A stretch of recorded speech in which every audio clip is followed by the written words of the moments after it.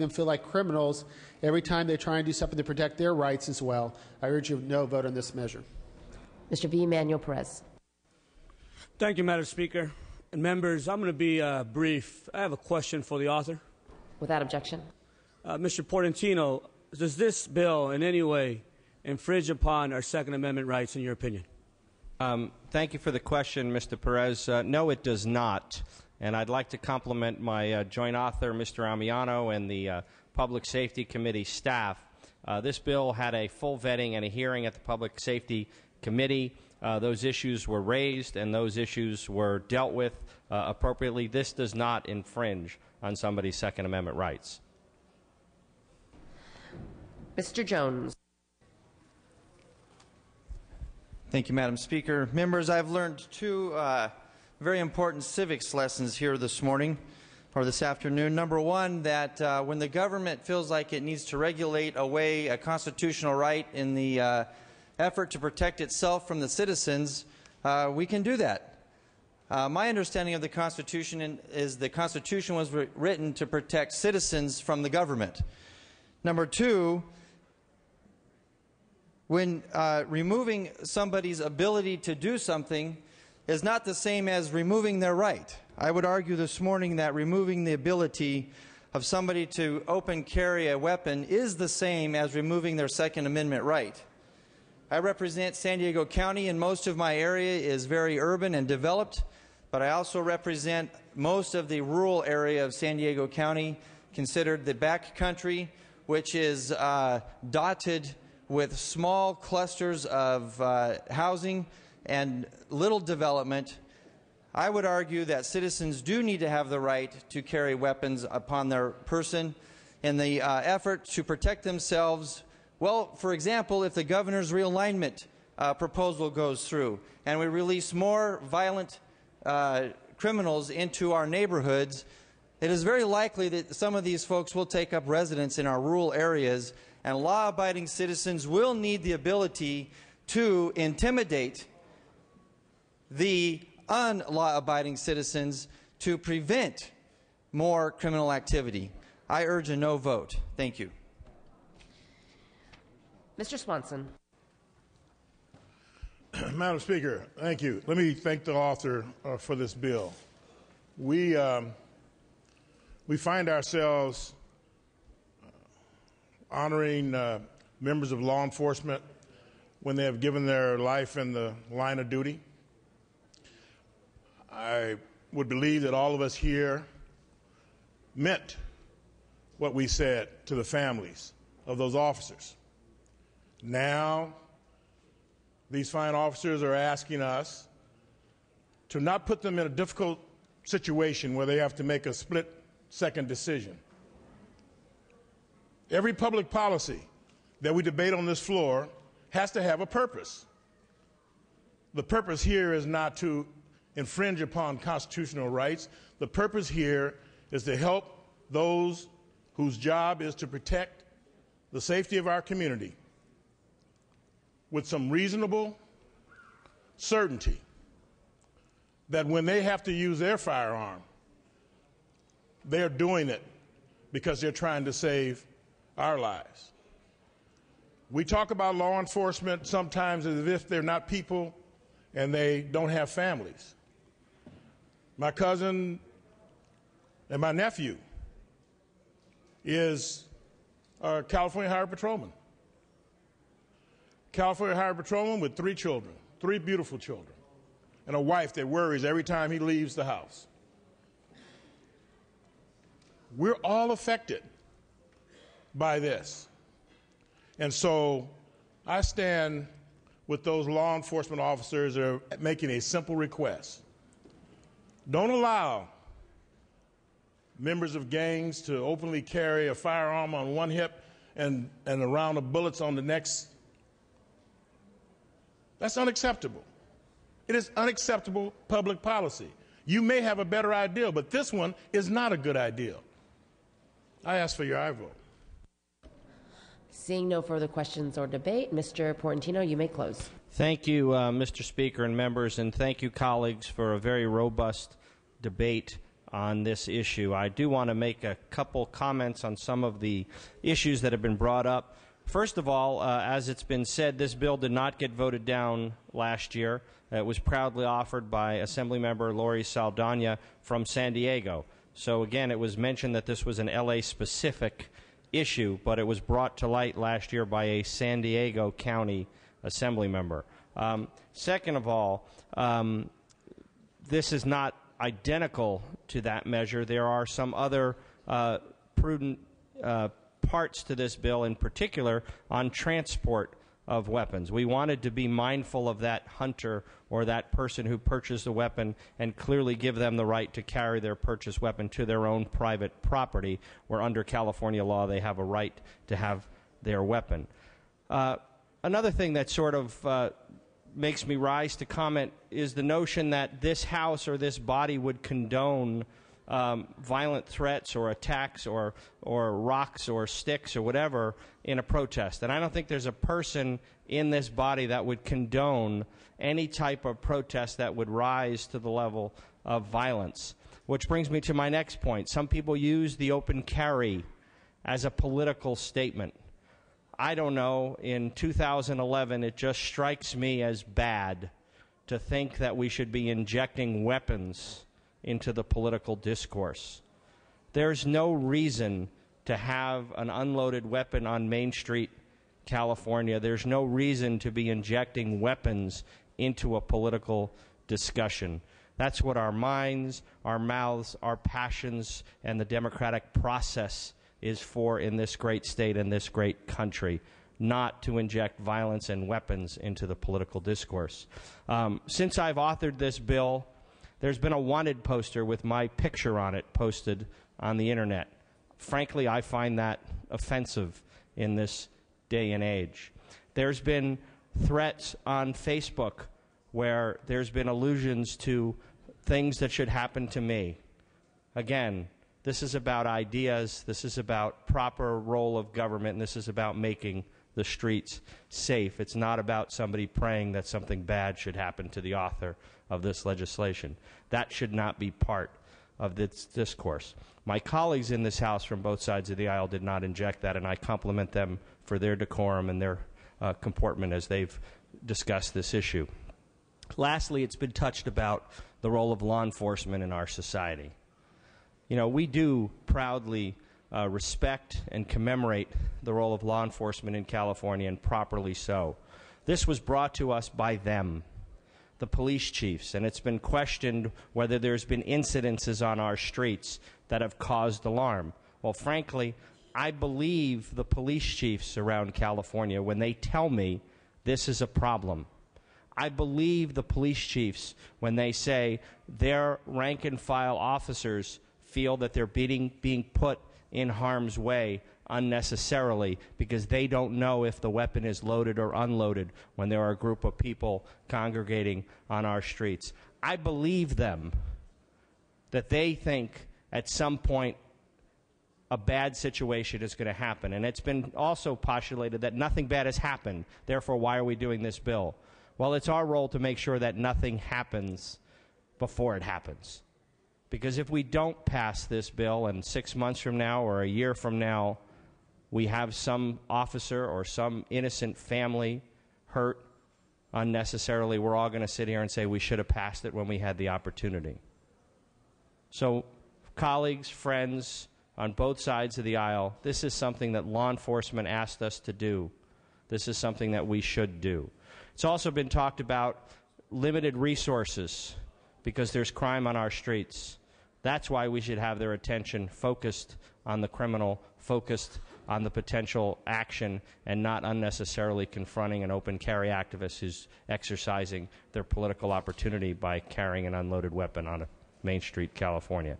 And finally, the family has just as much right under the Constitution as anyone else. Let them go to the movies. Let them go out with their kids to a park or to the mall or to the supermarket and be safe, and let the professionals handle their duties. I respectfully ask for an aye vote, and thank you for the opportunity to present this. Clerk will open the roll. All members vote who desire to vote. All members vote who desire to vote.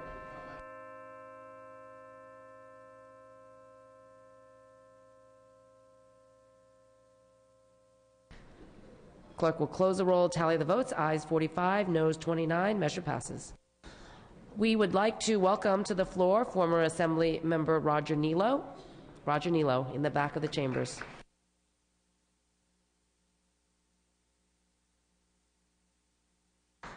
And Mr. V. Manuel Perez has a few guests he'd like to introduce. Thank you, Madam Speaker. There are school board members from the 8th Assembly District that I wanted to go ahead and announce and recognize. From Calexico Unified School District, we have Norma Aguilar, Ruth Duarte, Juan Kim, and Gloria Romo. From Palm Springs, we have Mr. Justin Blake. From Brawley Union High, we have Ralph Fernandez. And from Heber Elementary, we have Diana Garcia Reese. I want to welcome you to the Capitol building.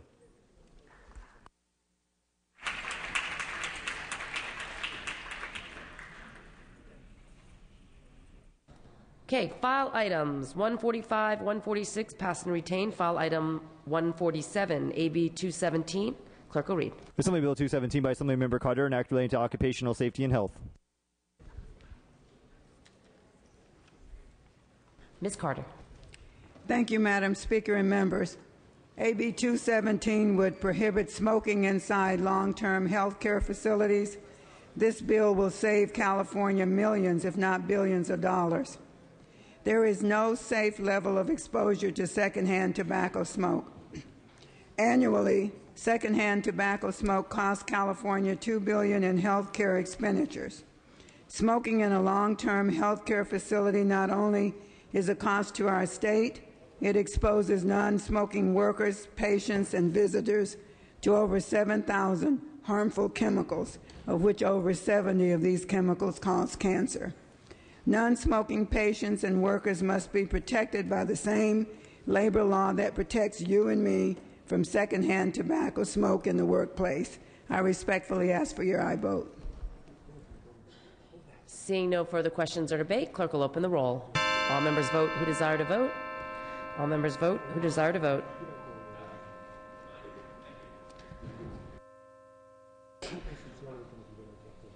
Clerk will close the roll, tally the votes. Ayes 44, noes 24. Measure passes. Okay, members, we're going to take an item out of order. We're going to go to the Senate third reading. File item 194, SB 104 by Steinberg. Clerk will read. Senate Bill 104 by Senator Steinberg, an act relating to employment. Mr. Alejo. Thank you, Madam Speaker and members. Today is May 16th. And this day marks the third anniversary of the tragic death of Maria Isabel Vasquez Jimenez. At the age of 17, Maria Isabel was killed because of her employer's intentional disregard of California's heat regulations and the state's lack of enforcement of those laws. Those responsible for Maria Isabel's death had been fined in 2006, but Cal OSHA never collected that fine and did not ensure that the law was being followed. Maria Isabel, a young mother-to-be, was killed 2 years later. This failure by our state to enforce the laws is not an isolated incident. It is a pattern and practice, and it is a disgrace. After months of delay, the district attorney filed manslaughter charges in the case, but the plea deal that resulted embodies all that is wrong with our system. Those that were sentenced were sentenced to community service. Community service for manslaughter? I don't need to be an attorney to know that this unconscionable result is a disservice to our system of justice.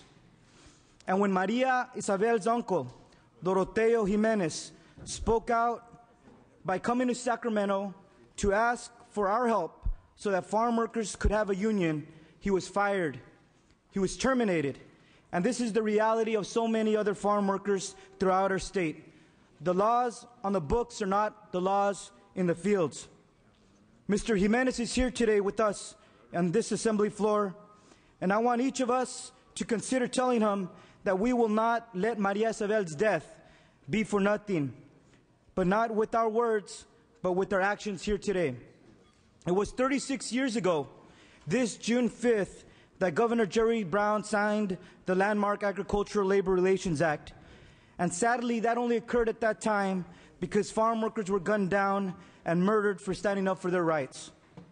Here we are in 2011 to take action again, to strengthen a law that hasn't worked as it should, and we're doing so after 16 farm workers have died in the heat since 2005 in our agricultural fields. Members and Governor, do we only act after death?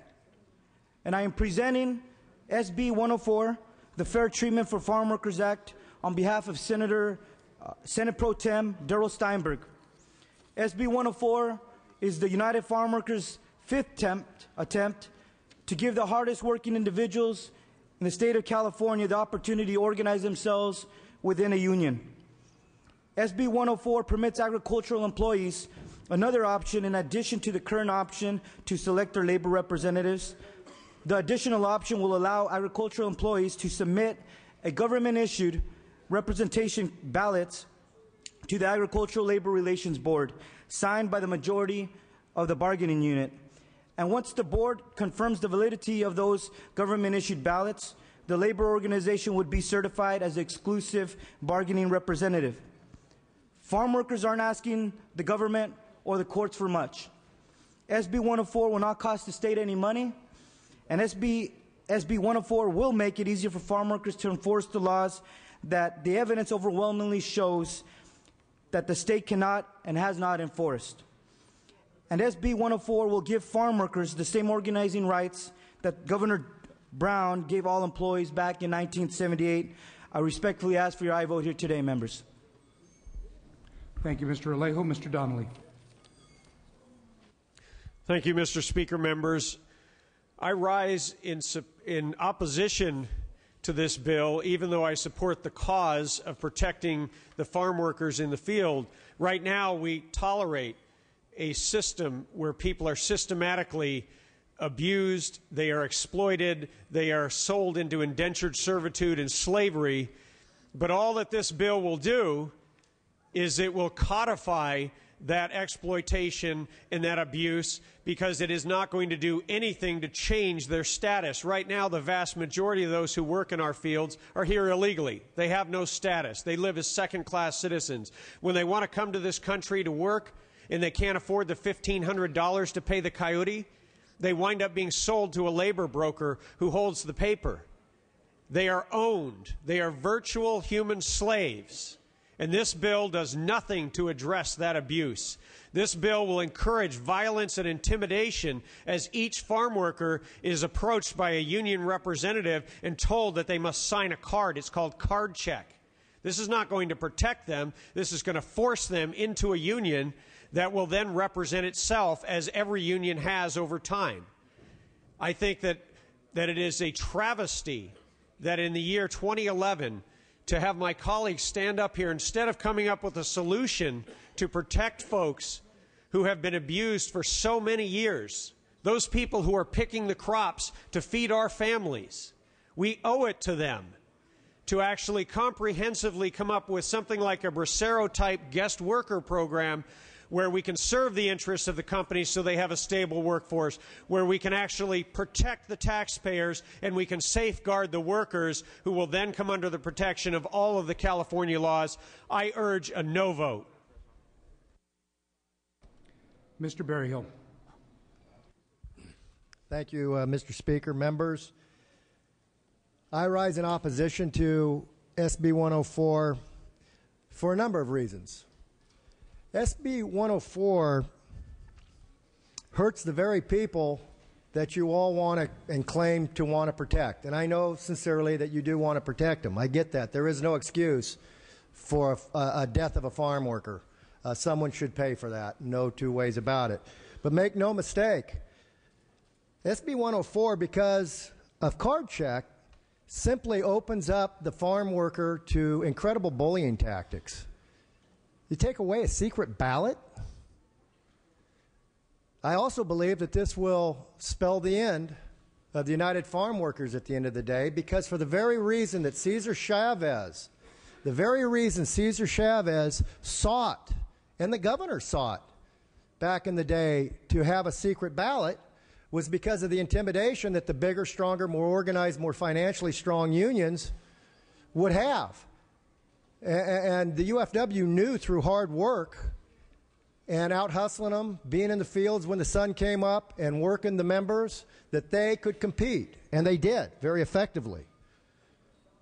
So it's exactly opposite of what Cesar Chavez he was so opposed to. Members, sons and daughters from this country have fought many wars to protect what we in this House today seek to take away. Imagine how the votes in Iraq, Afghanistan would go if not for the opportunity for a secret ballot. Our governor speaks of democracy, yet today we seek to take it away from our farm workers. Another reason, another thing you have to look at here, California, with our economy suffering as it is, one of the strong segments is agriculture, and it's strong because of many reasons, but certainly one of them is the diversity of the crops that we raise here, from strawberries to almonds to wine grapes, on and on and on, cotton, you name it. We raise it here. If you pass card check, I will give you a pretty strong prediction that within 10 years, you will see a huge loss of jobs in agriculture because farmers will have no choice but to go to crops that have much less manual labor. Maybe that's what these guys want. I don't know. But I guarantee you, I will be looking at either mechanizing the ranch completely and doing away with virtually all my labor, or at least a minimum amount.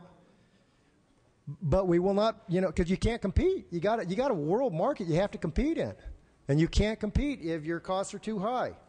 So with that, I really strongly urge all my friends on the other side of the aisle to break away from the party line on this vote and to say no to this anti-democracy bill, this anti-agriculture bill. There are better ways to protect the farm workers than through getting rid of the secret ballot. I urge a no vote. Mr. Monning. Thank you, Mr. Speaker. Members, I want to thank Mr. Alejo for bringing this to floor, and on the Assembly side, President Steinberg for once again introducing this. 37 years ago was the first time I walked the halls of the state capitol. I was with the legal department of the United Farm Workers Union, and we were advocating for the passage of the first law in the country to provide protection for farm workers to have collective bargaining rights. In the Wagner Act in 1937, farm workers and domestic workers were excluded from coverage under the National Labor Relations Act. They are still excluded from the protections of the National Labor Relations Act. California carved out the first right for farm workers to organize and to negotiate collective bargaining agreements. And Mr. Berryhill is right. In 1974 and 1975, the philosophy of Cesar Chavez and Dolores Huerta and the union was to achieve secret ballot election protection for farm workers. So what's changed? And why is our gallery full of brothers and sisters from the farm workers movement who have been convinced through their own efforts and experience that secret ballot process has been abridged and it's been violated?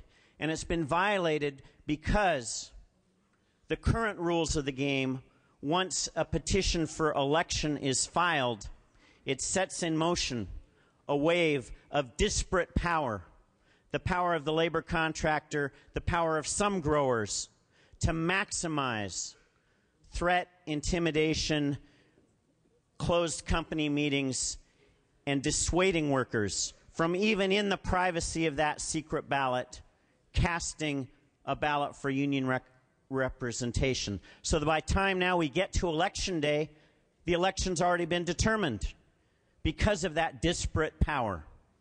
So the reform recognized and identified by the elected representatives of farm workers, the United Farm Workers Union, is that we need to amend this law to level the playing field, to allow workers in the privacy of their homes, of their labor camps, to sign a card authorizing union representation, and then for a very systematic process for those signatures to be verified by the Agricultural Labor Relations Board, for the employer to have a mechanism to object or challenge the legitimacy of those signatures, in fact, to interview workers to verify that they knowingly, willingly signed that card.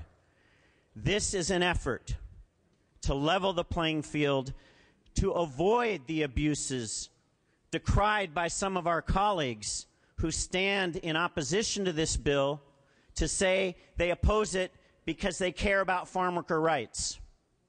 Well, when I look to an authority on farm worker rights, I look to farm workers. And farm workers are standing here today, here at their own expense, many missing a day of work, asking us to give them the tools to end the exploitation of unscrupulous labor contractors who intimidate, bend the rules, and violate the rights. Members, the legacy of Cesar Chavez is embedded in this legislation. I ask for your aye vote. Thank you, Mr. We do not allow for demonstrations of support or opposition during debate. Mr. Nielsen. Mr. Speaker and ladies and gentlemen of the Assembly, this bill is worthy of a no vote if you believe in the integrity of the elections process in America and in California. My colleague has correctly pointed out that the main proponent of this same legislation decades ago vigorously fought for a secret ballot election. That's what we all enjoy in our society. Now, with a semantic gyration, secret ballot elections now become majority sign-up elections. Shall we next then have elections of members of the legislature by majority sign-up? Would that not make enough sense? It compromises the integrity of the election process, if you want to call it this, or the signatures on the card check, by giving the Agricultural Labor Relations Board very broad authority to determine the validity of those signatures. In fact, it almost precludes a in-depth or anything more than a cursory review of those signatures. That sets up a little bit of fraud. Now, what about if we had our elections for public office and then allowed 30 days for those who lost to round up more votes? That's what this does. This also bars the employer from appeal rights that are fairly sacred, I think, in American justice.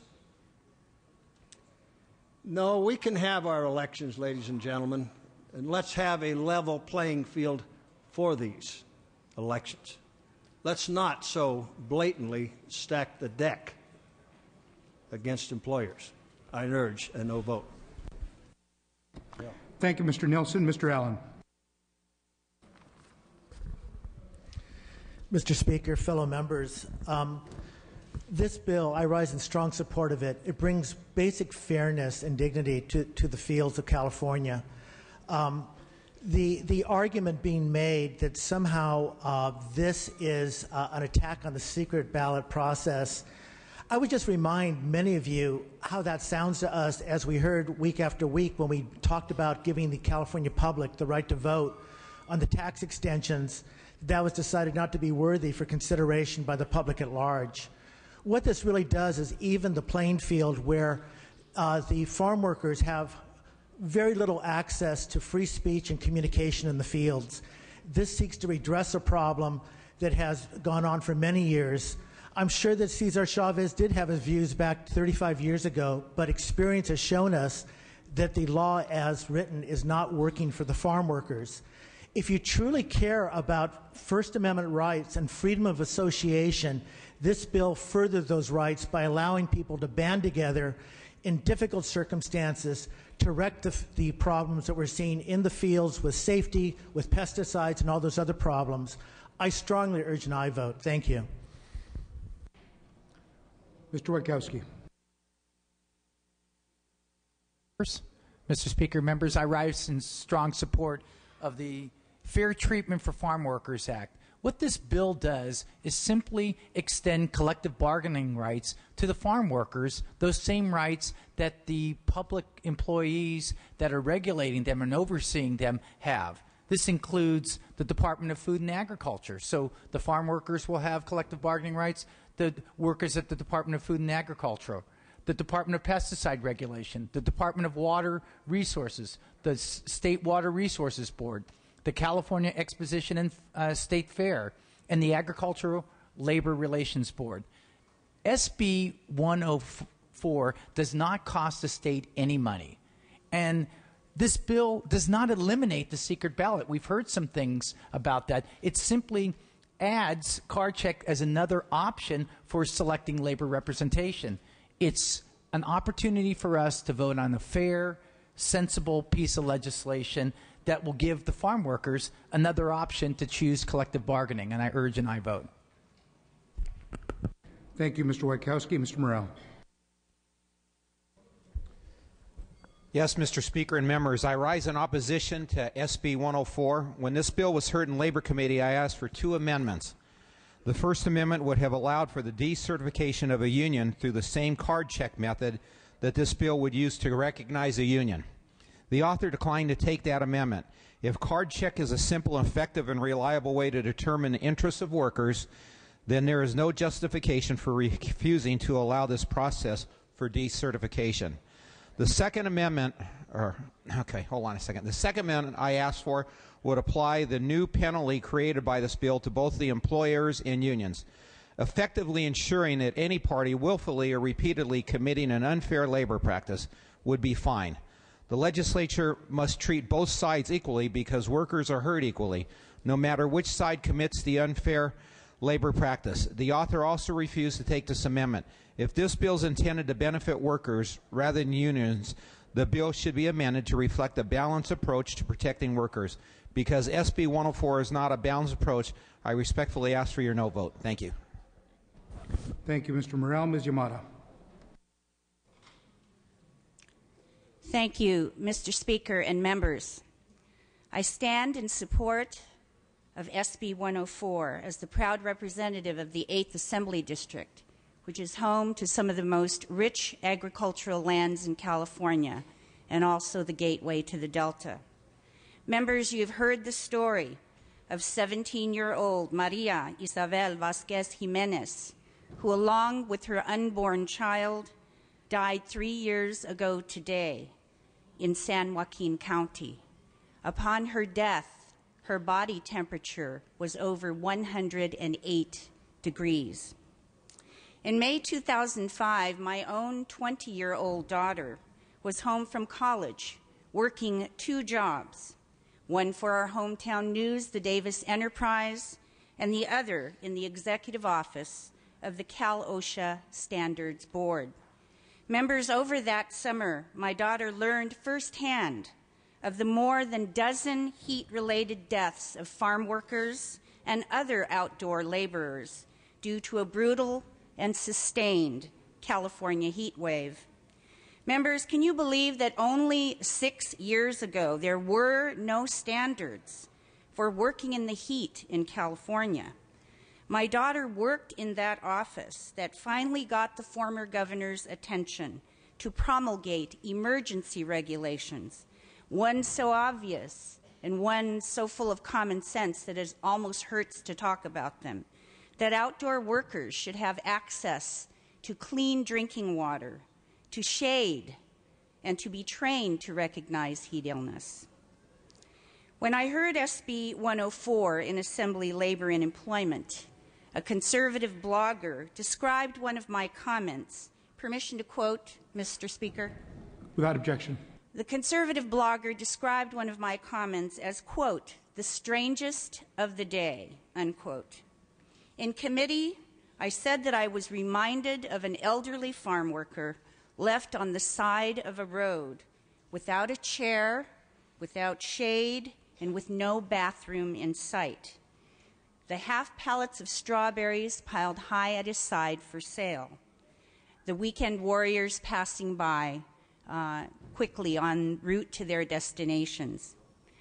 What I said was that I remember the look on this farm worker's face, and it is that look that I will never forget that reminded me why we need a choice for organizing amongst farm workers in California. Forgive me, members, but I find nothing in what I said to be strange.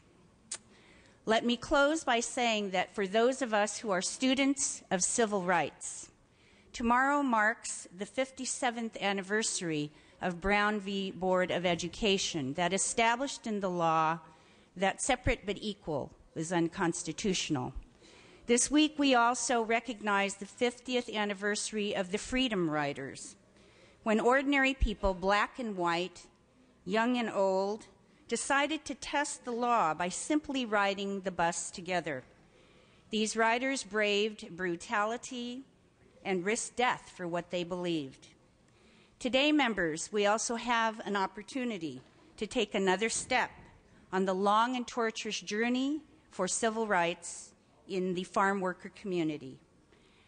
Just as the Freedom Riders asked 50 years ago, I ask you, members, are you going to get on the bus? Will you support SB 104? I ask for your aye vote. Thank you, Ms. Yamada. Mr. Mendoza. Thank you, Mr. Speaker. Members, I rise in support of SB 104. The son of farm workers, I tell you that this measure is long overdue. I truly believe that this bill will improve the working conditions of many farm workers in our state. It will improve their worker safety. It will eliminate workforce abuses and will eliminate heat-related death. I wish this measure would have been adopted 10 years ago. How many deaths would have been saved then? Our farm workers need a voice. Our workers need a strong voice. And I believe that a majority sign-up election will do exactly that, provide our farm workers with a strong voice that is desperately needed. Again, I rise to support and urge every member to support SB 104. Thank you. Thank you, Mr. Mendoza. Mr. Mansour. Thank you, Mr. Speaker.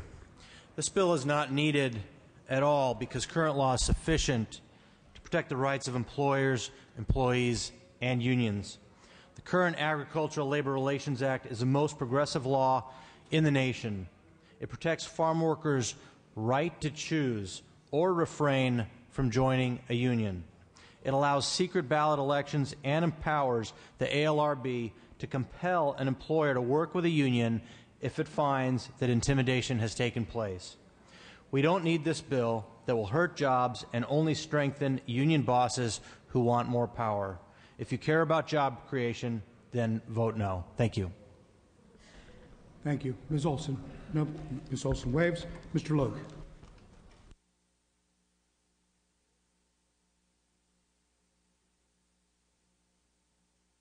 Thank you, Mr. Speaker. I rise in strong opposition to this bill because it will kill jobs at a time when we least can afford it. With California's unemployment rate at 12.5, our economy in turmoil, making it easier for unions to organize a dwindling number of workers is not the solution to create jobs. This bill will drive up costs, especially in the agricultural industry, and make employers less competitive on a global market. It will force companies to hire fewer people as they deal with the higher cost of having to deal with union bosses. As a consequence, consumers will probably have to pay more for food, leaving them with less money to buy necessities. What we should be doing instead is to reduce the burdensome mandates that already hurt our job creators. There's literally hundreds of mandates that companies have to follow to stay in business in California, making our state a tough place to thrive. Furthermore, this bill is not needed at all because current law is sufficient to protect the rights of employers and employees and the unions. The current ALRA is the most progressive labor law in the nation.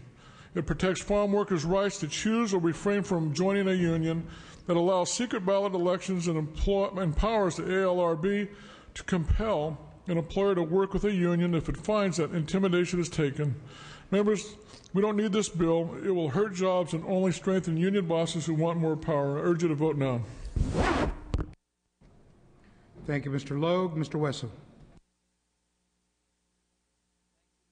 And members, I rise in support of SB 104. I want all of you, especially the opponents of this bill, I want all of you to imagine running for office and not being given the information on where the voters live, what their names are, what their telephone numbers are, what their party affiliations are, what their age are. I imagine that you wouldn't be too happy if your opponent was given this information, but you weren't. How would this be a fair competition? What people don't understand is you can write a law, but if people don't have access to the resources necessary to gain access to justice, that law doesn't exist. It shouldn't even be written, because these workers are the poorest of our state.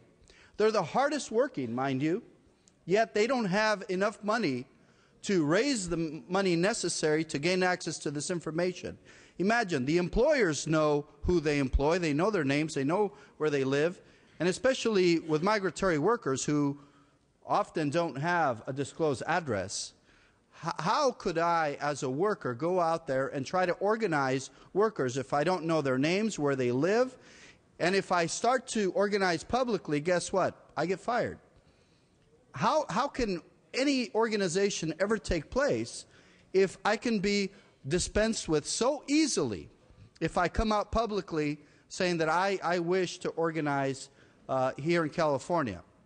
So don't fool yourselves. Don't think that because there are laws in the books that say it can be done, don't think that it can be done by the poorest of the poor with no resources, with no address, who are the most vulnerable and the hardest working, who work the longest hours of the day of any Californian. This is the least that we can do by giving them access to information should they choose to access that information. That's all this does.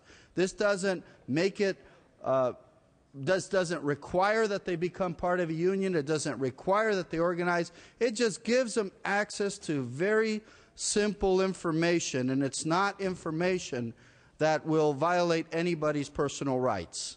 So this is a very, very small measure that will help in a very big way to provide a system of fairness. It's just about fairness. This is what we're asking. Give workers an equal opportunity to fend for themselves and their families. It's fairness, ladies and gentlemen. If you believe that the hardest working people in our state should have a reasonable opportunity to obtain prosperity for them and their families, please support this bill today. Thank you, Mr. Speaker, and I urge an aye vote on this matter. Thank you, Mr. Wessel. Mr. Valadao. Thank you, Mr. Speaker. I rise in opposition to this bill. As a farmer, with the way things are going now, it's already hard enough to feed the world and to create the products we need to today. And with the cost and the battle that we have with regulations. And now we're making it even more difficult. We're bringing on something different where they can't have that open opportunity to speak to people. This is just basically a chance for people to sign a card without showing up at work, without giving an employer an opportunity to respond, and lay that on their lap and have to figure out a way to survive in the business world. Today in California, the unemployment numbers are really high, and anything that we do against an employer today is another thing against the employees. And we need to find a way to actually get people back to work and not a way to make it more difficult to employ people. This is going to lead down the path of more equipment, like Assemblyman Berryhill said, more equipment that requires less manual labor.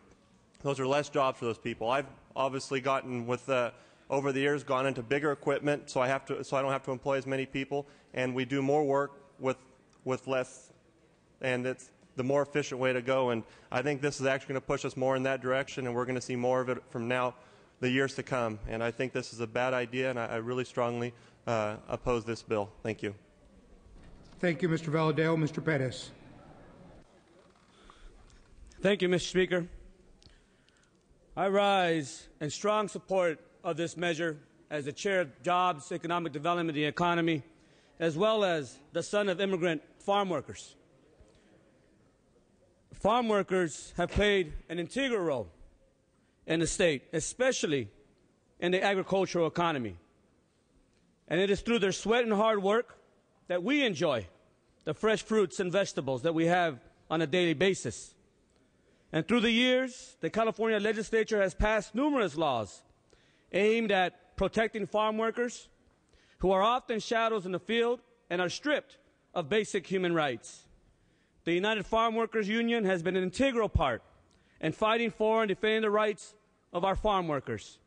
But unfortunately, the laws that are on the books do not always apply in practice and in the field. This bill comes to us in response to the continuing abuses of farm workers. And it is about fairness, and it is about justice. And I'm reminded about a concept by Martin Luther King Jr., as well as Cesar Chavez, who followed on a daily basis the concept of the community of man, and that we ought to be our brothers and our sisters' keeper, and that we ought to have balance as we move forward to ensure that there's economic prosperity, but at the same time that we value humanity. And especially when we see people struggling and sacrificing on a daily basis and perhaps even die. We've already heard about Maria Isabel Vasquez Jimenez, that today marks the 3rd year anniversary of her death, and she was only 17 years old. In fact, 6 farm workers died in 2009. In 2005, 12 farm workers died from heat-related illnesses as well. Other abuses include sexual harassment and sexual advances from management. Chiomaro Vineyards Corporation, one of the largest growers of table grapes in the nation, violated federal law by subjecting a teenage female farm worker to sexual harassment. When this teenager, along with a group of supporters, brought these illegal actions to the attention of management, they were fired in retaliation for their opposition to sexual harassment. And we also know about the refusal of employers to pay wages or adhere to minimum wage laws, and as well, we've heard about the issue of lack of clean drinking water and restrooms. Members, my mother was a farm worker for over 25 years. And I remember her telling me the stories. And she tells me this day they still struggle in the fields, that they don't even have in some areas clean drinking water for our farm workers. A recent policy brief entitled "The Status of California Farm Workers Since 1990, Progress or Retrenchment" highlights the health conditions and socioeconomic status of California's farm workers. According to the survey, farm workers continue to live in poverty. 75% of farm workers and 52% of farm worker families earn under $15,000 a year. Farm workers suffer from chronic health conditions at rates higher than the general public. Nearly 70% of workers lack any form of health insurance coverage. Incidence of high blood pressure is greater among this group of workers than among all U.S. adults. 32% of males have never been to a doctor. Over 2/3 have never had an eye care visit. And I remember the days before I came to the state legislature, ladies and gentlemen, members, in which I worked in a community clinic, and we did our best to provide health care for our farm workers. But it was difficult. Members, the struggle is not over. This is especially true in our district, in my district, the 8th Assembly District. 30 seconds, Mr. Perez. Which is the epicenter of the farm worker movement. Many struggles have taken place, but I just want to recognize that in the city of Coachella, in 1965, with a group of Filipino workers, as was mentioned by Member Williams, they went on strike. And after 10 days of picketing, wages were increased by 30 cents. There is much to say when it comes to this piece of legislation. Members, SB 104 highlights the strong need for union presence in the fields. Currently, farm workers are often coerced by employers against forming a union and distribution, and I strongly ask for your aye vote. Thank you, Mr. Speaker. Thank you, Mr. Pettis. Mr. Williams. I rise in strong support of card check, and it's only because I've actually signed up union members through card check. So I can tell you, members, I have not in any one of these elections seen intimidation. In fact, this was 10 years ago, so I wasn't a very intimidating figure. I have not seen any union bosses out cracking heads. What I have seen is a very democratic process where both the employer and the union organizers get a chance to make their case over time to a body of workers. And it's not like everybody gets signed up at once. Things happen gradually. One person at a time is talked to. And if there are charges made, there's ample time for those charges to be refuted or backed up.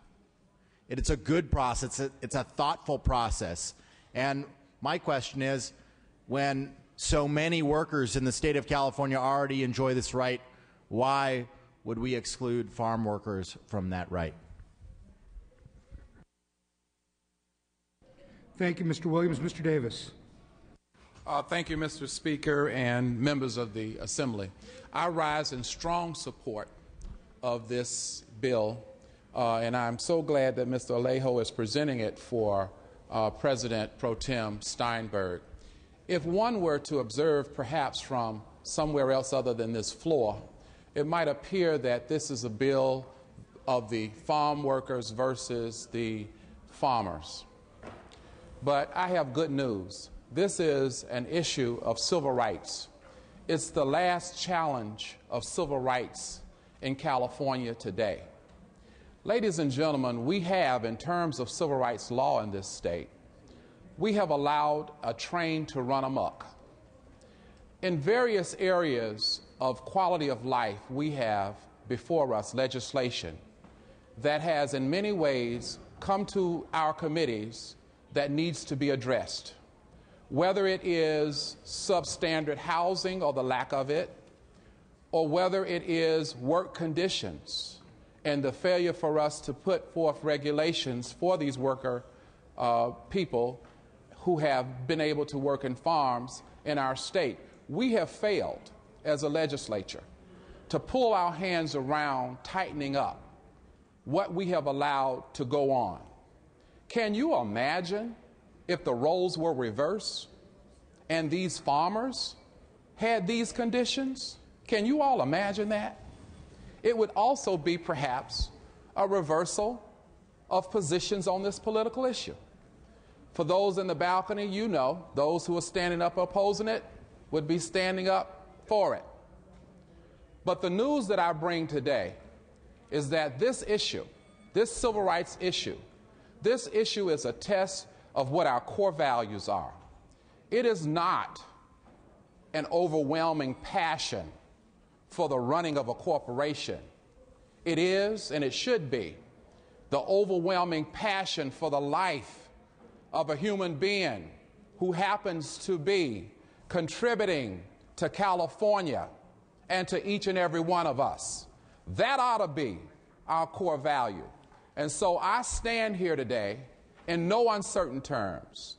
Martin Luther King used to say, how long? Not long.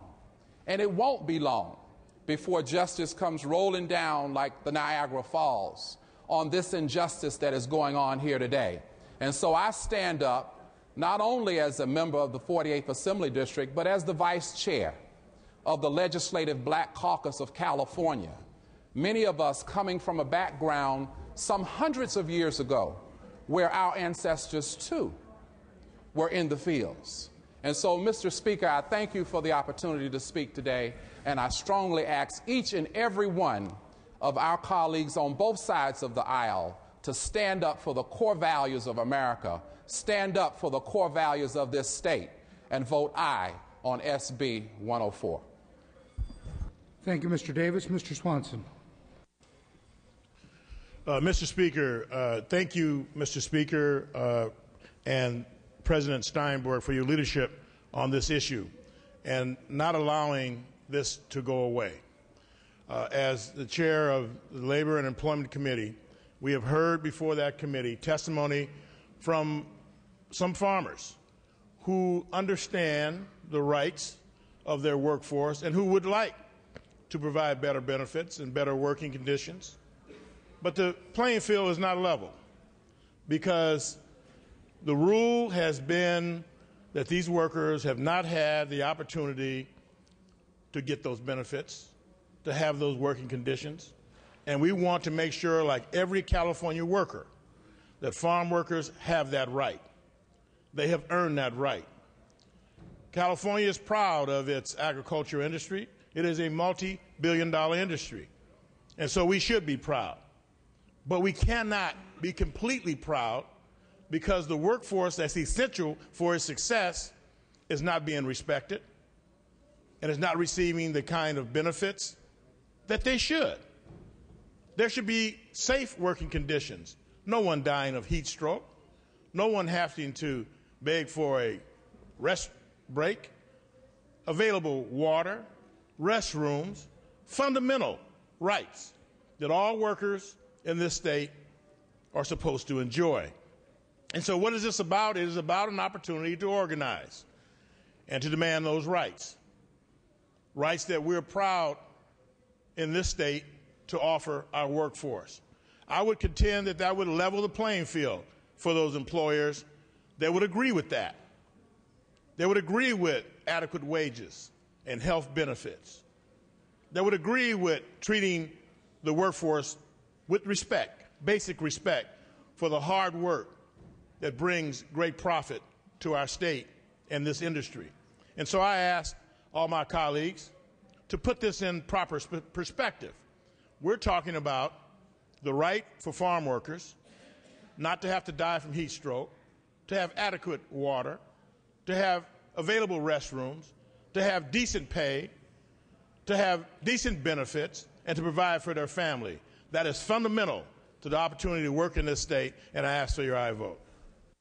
Thank you, Mr. Swanson. Mr. Wagner. Thank you, Mr. Speaker. Today, I fear this House does violence to American principles. We talked already about the Second Amendment and the wound it suffered today. I'm not going to revisit that debate. We talked about important protections to minority rights and immutable characteristics that, in my view, are wounded and weakened today. And now it's the secret ballot that is in the crosshairs. When I'm faced with a question of principle, I don't look to the farm workers or to the farmers or to any interest group. I look, and I urge everyone in this House to look, to the traditions and history of this great nation and this great state. I look and I urge everyone in this House to look at our founding documents and at our founding principles. One of those principles is one man, one vote, and that vote is secret. To be truly meaningful, to be truly free, that vote must be truly secret. Now, we're told the bill won't eliminate secret ballots, but of course it will. The option to openly intimidate and coerce the least powerful among us will prove too hard to resist. That is inevitable. The cynic amongst us might say to preserve that intimidation is precisely why the amendments were defeated. We're told it's a matter of civil rights and fairness. What's fair, my friends, is to preserve the time-honored tradition of the secret ballot for the least powerful workers among us, for all workers among us. That is what is truly in the traditions of this country, of this state, and should remain in the traditions of this House. Thank you, Mr. Speaker. Thank you, Mr. Wagner. Mr. Calderon. Yes, Mr. Speaker, members, I have been part of this debate for my entire public life, and nothing has changed for the over 30 years that I have tried and others have tried, and the debate that we've done on this floor. Nothing has changed. When Cesar Chavez set out to organize farm workers, he set out simply to give them a decent life, so they could live with dignity. Never complained about the work, the back-breaking work that they do every day in the fields. And they never, ever complained about that. But they would like a drink of water, maybe. Or maybe they'd like some time and some place to eat their lunch. Or maybe they might want to have at least someone that can give them first aid or medical care when they injure themselves in the fields. Or maybe they can have someone who can educate their children so that their children don't have the same fate or follow their parents into the same work. Some 50 years after Cesar Chavez started out to organize the farm workers, some 17 years after his death, we are still here trying to give those farm workers a life so they can live with dignity. And I am absolutely dumbfounded, and it's almost amusing to hear many of those opposed to this bill talk about how farm workers will be intimidated, will be coerced, will be bullied. Well, I remember the goon squads, and I remembered what the employers used to do by hiring another union and having those unions come out and bust heads of the farm workers and kill some of the farm workers. I remember that. But they do it a little differently now. They do it a little differently. What they do is they obstruct the secret election. They obstruct that with union-busting tactics, with captive audience, with anti-union pamphlets, and with coercion. And at the end of the day, when there's a complaint made about what the employers did, and that's made after an election is held, what does the board do? They simply do not certify the election. So any employer can do anything they want to obstruct that secret vote and then get rewarded by having the election, the entire election, thrown out. That is why we are back here today, and the farm workers are back here today. And I can still hear Cesar Chavez saying all we want is we want farm workers to be able to live with dignity. Look, I've seen the goons. I've seen the tactics in terms of employers and how they frustrate the elections. I'm willing to take the risk that they might get coerced, and if we do, by their own union employees, well, then we'll deal with that. But we need to change, and we need to move forward. We need to change things for farm workers. They support agriculture. Without them, agriculture fails in this state. And all they are asking for today is for a chance to organize collectively, to speak as one voice, so that they can try and improve the dignity of their life and the lives of their family. I ask for an aye vote. Thank you. Ms. Harkey. Thank you, Mr. Speaker and members. I just have a few little comments. We've heard a debate on this, and we heard last year as well. And one of the things that I would like to point out that were mentioned was the Bracero program. I was a young girl. I worked on a farm with Braceros because my friends had a family farm, and we went out and helped. We worked in the summertime to earn extra money. So I worked alongside of them. It worked then. We need to probably do something about that now. Farm labor contractors. They seem to be the worst abusers, and they have no tie to any facilities. And I don't believe that this bill will help in that area. We are looking at a multi-billion-dollar industry that has been most decimated, and the reason that these agricultural areas in the Central Valley and in San Diego area, Imperial Valley rather, are decimated is because of lack of water. And that is because of lack of action on the part of this state and the members here to provide water for the populace. It is a no-growth agenda. And the EPA shut it down, and nobody has been willing to do anything about it. So I think that we are penalizing, or we're trying to solve a problem because we're not dealing with the overreaching problems that affect California right now. And we need to start addressing them, not just piecemeal, little by little, we need water. We need a strong immigration policy, and we need to deal with those people who traffic in human beings. And until we start addressing those issues, we'll continue to go around and around and around, nibbling at the edges here. So thank you very much. I urge a no vote only because right now we need people working. We don't need more impediments to working. Thank you. Mr. Alejo, you may close. Thank you, Mr. Speaker and members. Today, we are honored to be in the presence of hundreds of farm workers, not only in this gallery, but outside this chamber today. And I wanted to ask that the farm workers and our supporters rise, if you could rise for this historic occasion and be recognized. Si se pueden parar todos los trabajadores para que puedan ver que están aquí con nosotros en este día. Members, this is the most significant farm worker legislation since 1975, and these are the lives that we will be able to impact, the lives that we will improve with this legislation. We have the opportunity to give these workers dignity with this legislation that we could approve today. There's been a lot of debate. Some of the things, the same excuses said why we shouldn't pass this legislation were the same used 36 years ago when our state passed the Agricultural Labor Relations Act. They mentioned the Bracero program, which any student of history would tell you that was the most exploitive guest worker program in the history of our country. And this legislation today doesn't compromise the secret ballot. It provides that extra option.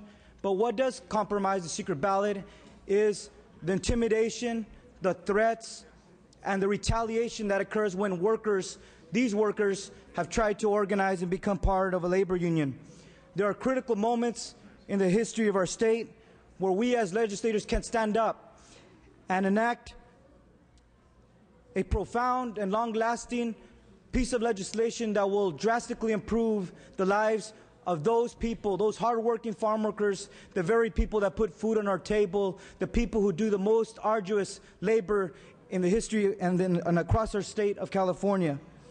Members, as I stand here on this assembly floor, as a child and grandchild of migrant farm workers, I wielded the button of the farm worker movement that belonged to my grandfather, Tomas Alejo. He was a migrant farm worker who came to this country with the hope of realizing the American dream, but when they worked out in the fields, they experienced the American nightmare. They were exposed to toxic pesticides. They weren't paid all the wages that they were due. There was no potable water, no portable restrooms, no unemployment insurance for farm workers. There were no heat regulations. But when the farm workers came to the Salinas and Pájaro Valleys in 1970 with Cesar Chavez and Dolores Huerta, they were one of the first families to join because of their experience out in the fields. And ever since then, their lives had improved, not only for themselves, but their children as well. But today, as we all know, those hardships continue. There's still a lot of work to be done out in the field to improve the lives of our state's farm workers. We know that they remain the most vulnerable, the most exploited, yet the most hardworking in our state. And every March in this very chamber, we recognize and honor a great leader who stood up for farm workers, Cesar Chavez. But I have to remind us that the best way to carry on that vision, that best way to honor Cesar Chavez and 70-year-old Maria Sabel is to enact this legislation here today. And it's also a way that we can help agriculture. If farm workers are doing good, agriculture will be just as strong as well.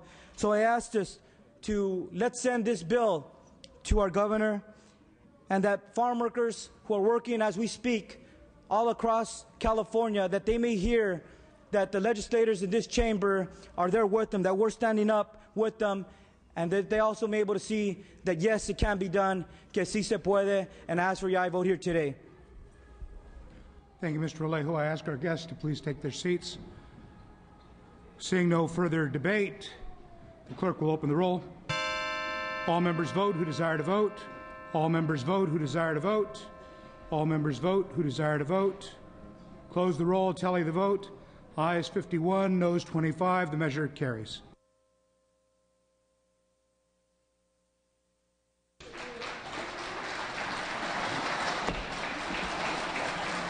File item 150. Ms. Atkins, the clerk will read. Assembly Bill 345 by Assemblymember Atkins, an act relating to vehicles.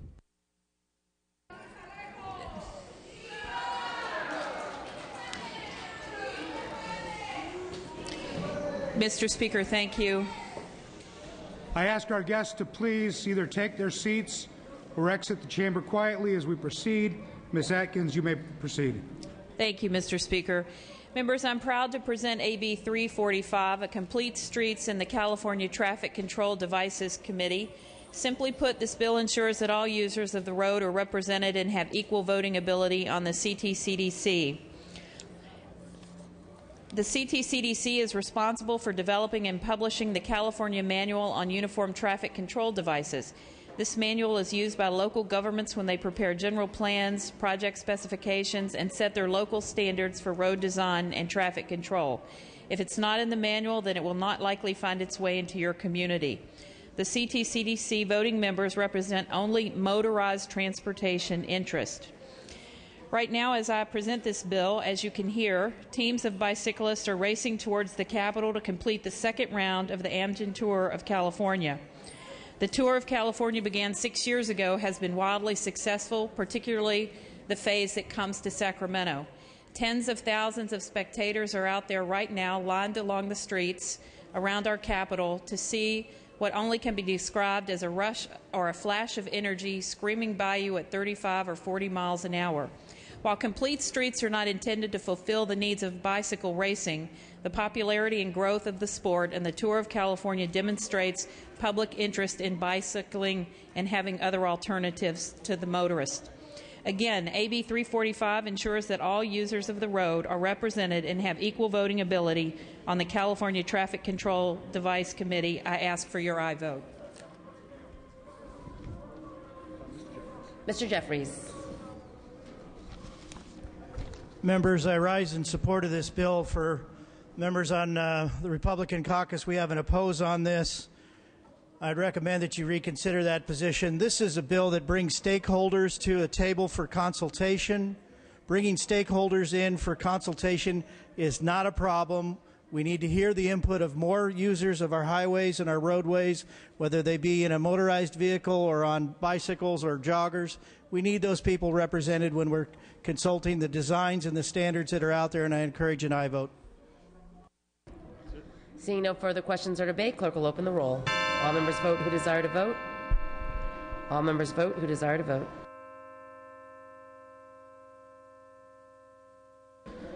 Clerk will close the roll, tally the votes. Ayes 57, noes 16. Measure passes. File item 151, AB 346. Clerk will read. Assembly Bill 346 by Assemblymember Atkins, an act relating to polling places. Ms. Atkins. Thank you, Madam Chair. AB 346 polling locations will help young people participate in the democratic process. The bill requires county registers to establish at least one polling location at either a University of California, California State University, or California Community College campus. It is a step in the right direction for providing first-time voters, young voters, student voters with access to a polling location. In 2009, the California Faculty Association conducted an informal survey of 23 California state universities. Of those 23 campuses, only 5 were utilized by the county register as a polling location. Higher education campuses are ideal locations for polling sites. They're easily identifiable by community members. They meet the Americans with Disabilities Act requirements, and they're perfect community partners and should be used as polling sites. Other school facilities are used for polling locations in our communities. Why not the colleges and universities? And I think the big question is, will they vote? The California State Student Association recently released the report of the 2010 election. In their 2010 voter registration drive, they registered over 25,000 students. It's clear that students are doing their part by registering and asking to be engaged in the process. So did they vote? They did. Despite the barriers to not having easy access to polling locations, the students managed to organize on campuses across the state to get as many students as possible to the locations near their school. However, the students noted that access to the polls kept many of the students they registered from casting their ballots. Here are some of the things to consider in the life of a student on Election Day. Lives on campus without a car. Typically, a freshman will carry a heavy caseload, leaving little time for even things like eating lunch, much less voting. Public transportation may not go to the polling location. There's no time in their day to leave campus for over an hour without sacrificing a class or project or student activity. A polling location on campus would fix this problem. I would urge an aye vote. Thank you, Madam Speaker. Mr. Wagner. Thank you, Madam Speaker. And briefly, I rise in opposition. The governor's May revise came out today. We are fortunate to have over $6 billion in unanticipated revenue, and it seems like it's burning a hole in some people's pockets already. The analysis of this bill indicates there will be significant state costs associated with it at a time when we shouldn't be incurring those costs, and for a reason that doesn't, frankly, make a whole lot of sense. College students who wish to vote, who wish to be engaged in our democratic process, already have numerous options. They can go to a poll on polling day. Polls are open from 7 in the morning until 8 at night. I don't know a student, certainly there was never one in my family from me on down, that had, 13 straight hours of classes. Students can vote at the registrar's office prior to Election Day. And, of course, students, like so many of our citizens, can vote by mail. This is an increase in cost for no good reason. Let's protect that $6 billion. Let's not spend it on something like this. Let's put it to, for example, saving education. Mr. Logue. Thank you, Madam Speaker. I oppose AB 346 because it is unnecessary bill that favors college students over other groups. Election officials already have the choice of putting a polling place on a campus, college campus, if there's a valid reason to do so. Requiring this may actually make it harder for other people to vote. I respectfully ask for your no vote. Seeing no further questions or debate, Ms. Atkins, you may close. Thank you, Madam Speaker. I would respond by saying it is true that the Register and counties can seek out colleges and universities, and I think it should be something that we encourage them to do. In terms of additional funds or additional cost, I don't exactly believe that needs to be the case. Registers are already given the task to seek places. In my county where I live, there have been times where they've had a difficult time finding polling locations. I don't know why we wouldn't want to help our young people become engaged as early as possible in the process of voting, and so I would respectfully urge an aye vote. Thank you, Madam Speaker. Clerk will close the roll. All members vote who desire to vote. All members vote who desire to vote.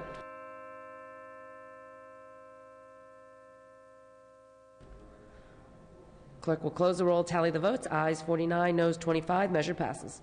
File item 152, AB 446. Clerk will read.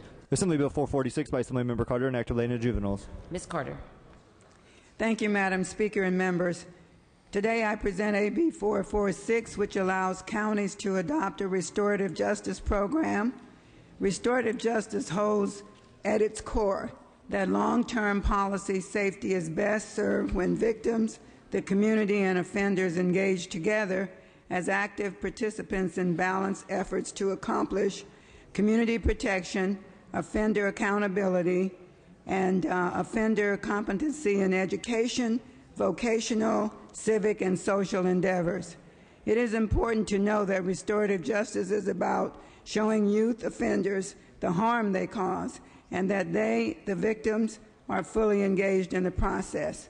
This bill merely gives counties the option of adopting restorative justice programs. Some counties currently have adopted these programs, including Alameda, Marin, Sonoma, and Fresno counties. Although there is nothing currently stopping counties from adopting a restorative justice program, this bill serves the purpose of letting counties know that this option exists and provides a uniform framework should they choose to adopt the program. The effectiveness of restorative justice programs have been documented both in the United States and worldwide. Given our dire budget crisis, any savings that can be achieved by keeping our youth out of the prison system while producing productive citizens is something the legislature should strive for, and I respectfully ask for your aye vote. Seeing no further questions or debate, clerk will open the roll. All members vote who desire to vote. All members vote who desire to vote. Clerk will close the roll, tally the votes. Ayes 46, noes 22. Measure passes. Okay, members, we are going to go to the consent calendar. We are at the second day consent calendar. Does any member wish to remove an item from the second day consent calendar? Seeing and hearing none, the clerk will read. Assembly Bill 892 by Assemblymember Carter, an act relating to transportation. Clerk will open the roll. All members vote who desire to vote. All members vote who desire to vote. This is on the consent calendar. Clerk will close the roll, tally the votes. Ayes 74, no 0. Assembly Bill 486. Ayes 74, no 0. Assembly Bill 1391. Ayes 74, no 0. Assembly Bill 1422. Ayes 74, no 0. Assembly Bill 1423. Ayes 74, no 0. Assembly Bill 713. Ayes 74, no 0. Assembly Bill 733. Ayes 74, no 0. Assembly Bill 1023. Ayes 74, no 0. And Assembly Bill 1404. Ayes 74, no 0. The consent calendar is adopted. We are going to go to adjourn in memories. 2 members have been approved for requests to adjourn in memory today, Mr. Knight and Ms. Olson. Mr. Knight. Thank you, Madam Speaker and members. You know, traditionally on the floor we do adjourn in memories for people that have done something in the community, or maybe friends or someone that we've known, and some of those times it's someone who's very, very close to us. I'd like us to adjourn in memory today of a young man who lost his bout with bone cancer this last week. He was, Brandon Russell was my wife's best friend's son, and he was diagnosed when he was 13 years old with bone cancer. It quickly went into his body, and many tumors had formed, and he went through 2 or 3 different rounds of chemotherapy, and he lost his bout 3 days before he turned 16 this last week. The issue with Brandon is many people talk about people who have passed, about how great they were, and you know, we feel like we're obligated to say something nice about someone who has passed. Brandon was a 4.0 student up until the day he died. Through 3 rounds of chemotherapy, he remained a 4.0 student. We took him in a wheelchair to the Relay for Life 3 weeks ago, and one of his statements was, the Relay for Life is for people who have survived, and I'm not. And that was the first time I'd ever heard Brandon say anything about this bone cancer had been getting the best of him. 3 years of struggling from 13 to almost 16 years old, and this young man kept a very positive attitude and kept doing the things that made his mother and his father very proud. So I'd like you to keep him in your thoughts and prayers. Ms. Olson. Thank you, Madam Speaker. It is with sadness that I adjourn in memory of a longtime educator and former Stanislaus County Superintendent of Schools, John Brereton Allard, who passed away at age 85 last week. He was a lifelong Californian, born in Willows, California, to Howard and Louise Allard. John served in the Army in World War II and received a Purple Heart for his injuries during the Battle of the Bulge. After the war, John continued his education at Sacramento City College in Sacramento State. In 1950, he married the love of his life, Betty LaRue Brown. She preceded him in passing in 2004, after 54 years of marriage. John served as a principal in the Turlock schools, superintendent in Denair, Waterford, and Tracy schools, and as Stanislaus County Superintendent of Schools from 1979 to 1991. During his time as superintendent, John implemented significant changes. He put in place year-round education at Juvenile Hall. He started alternative education programs and student competitions such as mock trial and academic decathlon. He also expanded a new field of special education. John B. Allard Community School was named after him in recognition of his lifelong commitment to education. Along with over 30 years of education experience, John was an active civic volunteer as a member of the Turlock Rotary Club, the Masonic Lodge, Republican Party, and the California State Parks Commission. John was also a devoted and longtime member of Turlock's First Presbyterian Church, where he served as an elder. His family has fond memories of their time spent with John in the outdoors, especially fishing. John is survived by his 3 children, Walter Allard, John Jr. Allard, and Gail Bollerinos, a sister Elizabeth Barros, and 12 grandchildren. He will be fondly remembered and dearly missed. His son, John Allard, was a special person in my husband's and my life. He was the former chief of staff to Senator Tim Leslie, for whom we worked and where we met. So please join me in recognizing his father, John Allard. Thank you. Thank you, members. Please bring the names to the desk to be printed in the journal. We have one bill that is still on call, and I don't see the author here. Two announcements. There will be a Rules Committee meeting upon adjournment in the Rules Committee room, and then there will be a Rev and Tax Committee meeting following adjournment in room 126, and you've got a long agenda in Revenue and Taxation Committee. Okay, we are ready to lift the call on file item 120, AB 834. Clerk will post. All members vote who desire to vote. All members vote who desire to vote.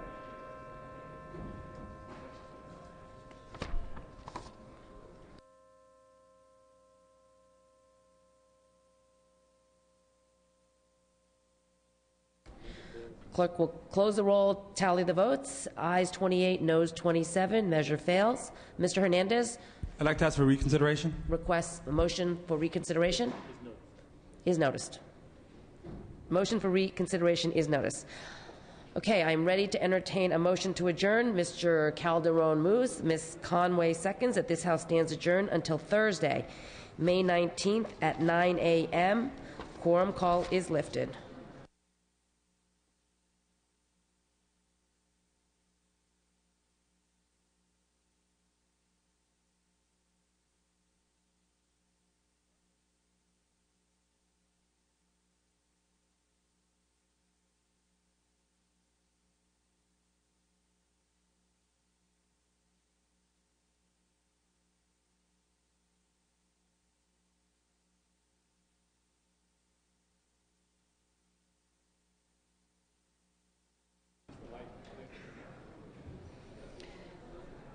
Huber, vote change, AB 604, no to aye.